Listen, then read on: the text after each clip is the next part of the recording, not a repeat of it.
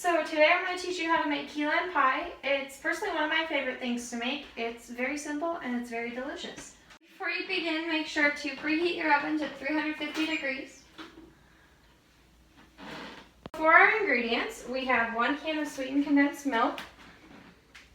We have 1 package of graham crackers. It should have 9 of the crackers in there. Most of them come pre-packaged with that.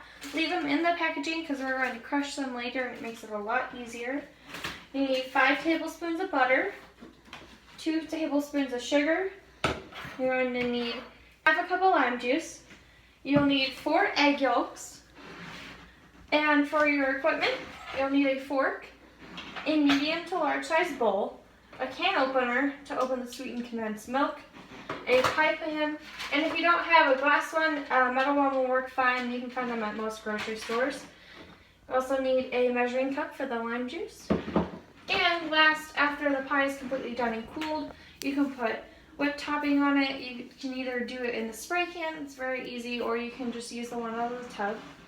To begin with, we're going to go ahead and mix in this bowl. We're going to mix the sugar, butter, which will melt, and the graham crackers. So I'll go ahead and, instead of wasting a bunch of bowls, I'll just go ahead and put the sugar into the large bowl. And then with our 5 tablespoons of butter, we'll go ahead and put that in the bowl. And then I'm going to put that in the microwave and melt it. I'll be right back. Okay, so the butter's all melted. It took me about 50 seconds, but it will vary based on your microwave. So you can go ahead and add that to the bowl with the sugar. So for our crust, we only have 3 ingredients: the butter, the sugar, and the graham crackers. Okay, so also while I was waiting for the butter to melt, I went ahead and measured out my lime juice. Okay, so for the main part of the crust, the graham crackers, the easiest way that I found to make the crust is to just leave it in the package and then hit it against the counter, and then that will crush it to pieces.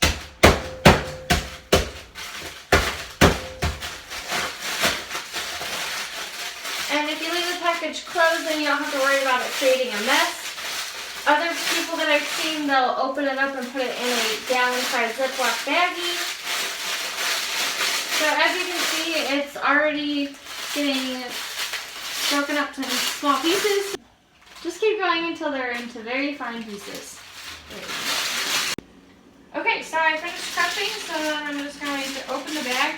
I did notice that when I was crushing them, the bag did split open a little bit, so be careful when you're hitting it. This way does prevent a lot of messes, but you still have to be careful. Alright, so just go ahead and dump that in. Alrighty, and then use a fork and stir this all around. So you should see there might be a couple large pieces that were in the center, but those are easy to break up with a fork. Just stir it, make sure you get all the pieces coated with butter. Okay, so after you finish crushing up any of the big pieces that might have been left over, and you stir, you'll notice the graham crackers start to get darker, and then you can go ahead and dump it into your pie pan. And honestly, this is a very easy recipe to make. I know that if you go into the store, you can buy pie pans that already have pre-made crust, but but these taste so much better, and they're so easy to make. It's 3 ingredients. Okay, so just make sure you scoop all of that into the pie pan. So once you get all of the crumbs into the pan, just go ahead and start to push it out towards the edges, and you're going to build it up along the edges of the pan. And go ahead and press firmly with the fork. You should see it start to mold to the shape of the pan.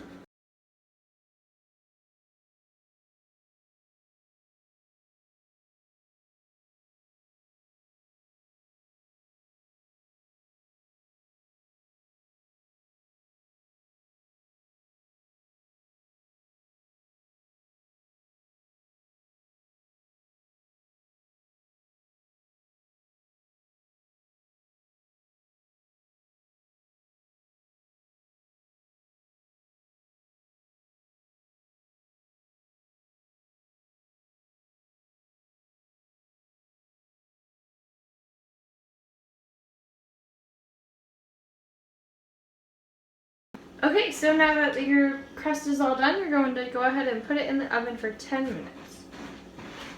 And again, the oven was set to 350 degrees. Alrighty.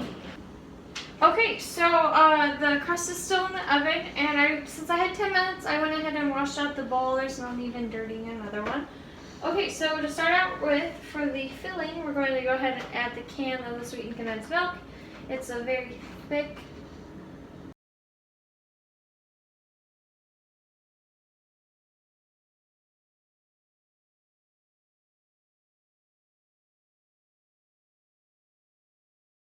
So the sweetened condensed milk is a very thick liquid, so you might need to use the fork to help get all of it out.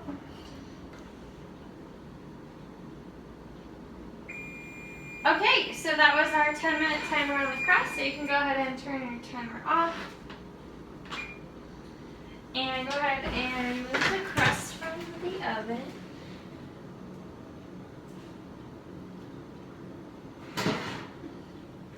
Okay, and it should be a nice golden brown color. And we'll go ahead and put that on this pot holder on the counter so you don't burn your counter. Alrighty. So we're ready for the next step, which is to put the egg yolks in. So there are a variety of different ways and tools that you can use to do this, but I found a way that works. So go ahead and crack the egg on the counter. Be gentle so that you can split it almost equally in half. Alright, so you're going to carefully open it up, and we're just going to transfer the yolk from side to side and let the white of the egg drip out. So I'm also just doing this over the bowl that I used for the butter, since it's just the egg whites, and we're just going to put it down the garbage disposal. You don't need anything fancy. Alright, so do that for the remaining 3 eggs.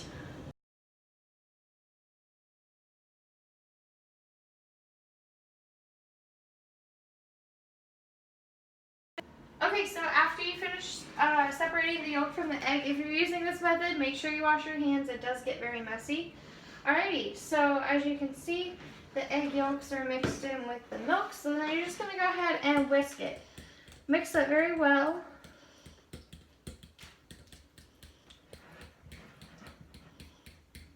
Make sure you break up all of the yolk.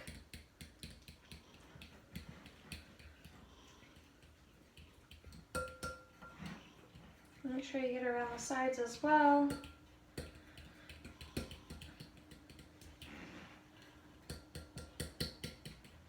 Okay, and it's looking pretty good. It should get a tiny bit thicker. Okay, so now we have our lime juice that we're just going to add in gradually. And go ahead and try to stir it in as it comes in. So at first it's going to be really liquidy, and then almost immediately it starts to thicken. So this is it. This is all you need to make the filling. So you just keep stirring until it thickens. Okay, so as you can see, this is a nice consistency. Now if you have a whisk, you can use it, but unfortunately I do not have a whisk, so I'm just using a fork, and it works just as well. Alright, so after you're done, just go ahead and throw it in the sink. And just pour the pie filling right into the crust.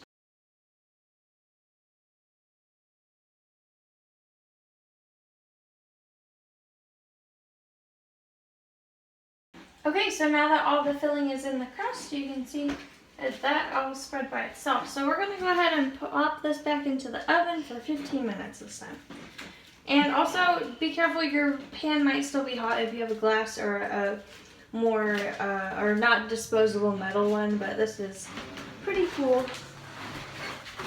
Alright, and let's go ahead and open the oven.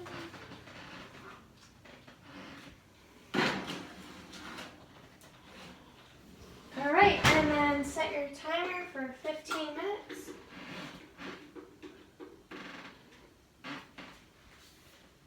Okay, so while you're waiting for those 15 minutes, you can go ahead and take care of the dishes or throw any of the egg yolks away, and I'll see you in 15 minutes.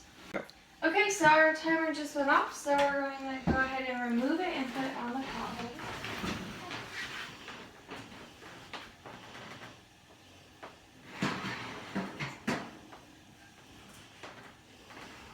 Be careful not to move the filling. It's not completely hardened yet, but it is cooked.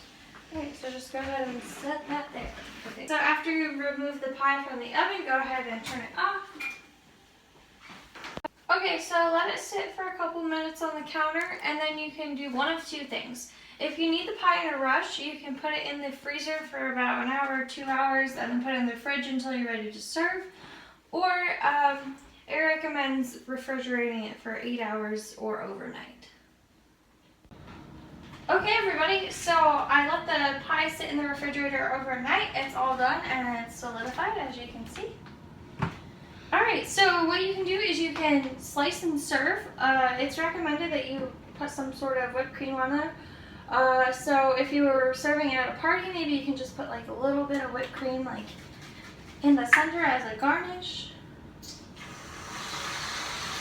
And that's cute. And then you can also just do a little slice of lime and put that in there. Also, you can just individually put it on each slice of pie.